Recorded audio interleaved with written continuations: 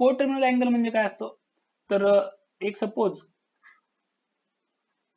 एक अँगल आहे ए आणि दुसरा अँगल आहे बी. ठीक आहे. आता मला काय दिसतंय की इनिशियल आर्म, सपोज आपण इनिशियल आर्म कन्सिडर करू आणि हे करू टर्मिनल आर्म. तर असे दोन अँगल ज्यांचे की इनिशियल आर्म आणि टर्मिनल आर्म सेम आहेत ते असतात को टर्मिनल अँगल. झालं, बस एवढंच आहे. आता क्रॉस चेक कसं करणार? ठीक आहे. तर दिलेले दोन अँगल को टर्मिनल आहेत का नाही हे चेक करण्याची मेथड काय, तर दिलेल्या दोन अँगलचं काय करायचं, त्या सबट्रॅक्शन घ्यायचं. आता म्हणजे सपोज इथं ए आणि बी दोन अँगल आहेत, तर मी काय करणार, ए आणि बी दोघांचं सबट्रॅक्शन घेणार आणि जर हे सबट्रॅक्शन मल्टिपल ऑफ 360 आलं, मल्टिपल ऑफ 360 आलं, तर मी यांना म्हणणार ए आणि बी ला को टर्मिनल अँगल. तर आता क्वेश्चन सोडू. क्वेश्चन नंबर फर्स्ट आहे, प्रॉब्लेम नंबर फर्स्ट आहे 210 डिग्री आणि -150 डिग्री. तर काय करणार असेल तर 210 डिग्री, सॉरी 210 घ्यायचं फक्त, डिग्री कॅल्क्युलेशन मध्ये दाखवायची गरज नाही. तर 210 मायनस अँगल पूर्ण घ्यायचा आहे साइन सोबत -150 किती येते, 210 मायनस मायनस होईल plus 150 which is equals to 360. आणि मग मला माहिती आहे 1 इंटू 360. ठीक आहे, म्हणजे हा काय 360 च्या मल्टिपल मध्ये आहे. ठीक आहे. So 210 degree and -150 degree are co-terminal angles. आता असंच आपण एक एक करून क्वेश्चन सॉल्व्ह करू. क्वेश्चन नंबर सेकंड आहे. क्वेश्चन नंबर सेकंड काय दिलेला आहे, 360 डिग्री and -30 डिग्री. ह्याच्यात जर पाहिलं मी 360 मायनस, आता साइन सोबत घ्यायचे, हे कन्फ्यूज कधीच व्हायचं नाही, पूर्ण साइन सोबत तो अँगल घ्यायचा आहे. कारण इथं मला ए आणि बी च्या साइन माहित नव्हत्या, तरी मी काय केलं होतं, ए मायनस बी पूर्ण अँगल घेतला होता. ठीक आहे. मग इथं काय होईल, 360 मायनस मायनस प्लस हा होईल 30 इज इक्वल्स टू 390. ठीक आहे. सो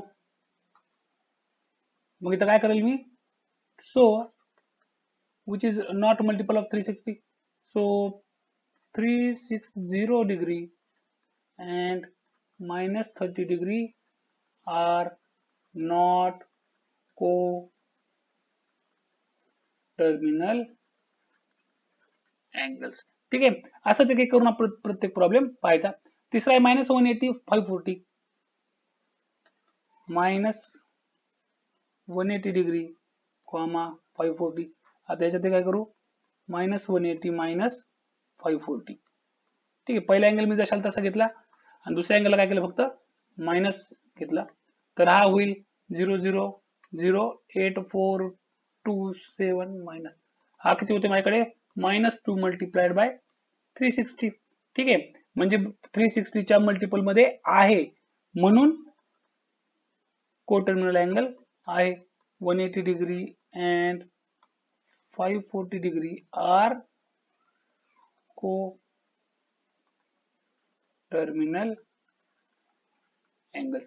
त्याला पुढचा क्वेश्चन घेऊ, क्वेश्चन नंबर 4. तो आहे -405 डिग्री and 675 डिग्री. 675 डिग्री. याच्यात आपली स्टेप तीच राहील, -405 -675.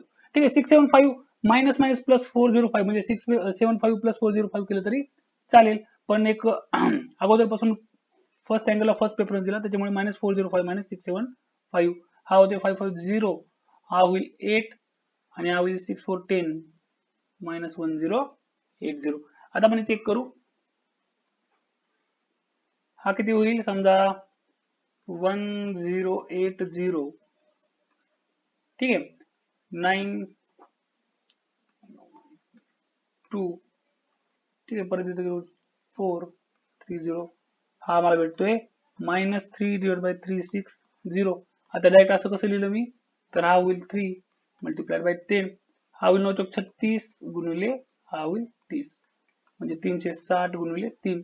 तरी मी डायरेक्ट इथं लिहून घेतलं, मल्टिपल मध्ये आहे, को टर्मिनल आहे. यस. आता डायरेक्ट शॉर्ट मध्ये आन्सर लिहितो मी.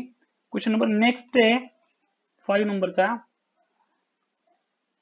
860580 860580 ठीक आहे 860580 याच्यामध्ये काय करणार मी प्रोसिजर जी आपण चालवत आलो त्याच प्रोसिजरने आपण फॉलो म्हणजे पुढे जाऊ म्हणजे सोपं जाईल 0 - 0 0 6 - 8 that is 16 that is 8 6 2 ठीक आहे 360 च्या मल्टिपल मध्ये नाही तर नॉट कोटर्मिनल किंवा नो नंबर 6 लास्टचा क्वेश्चन आहे 900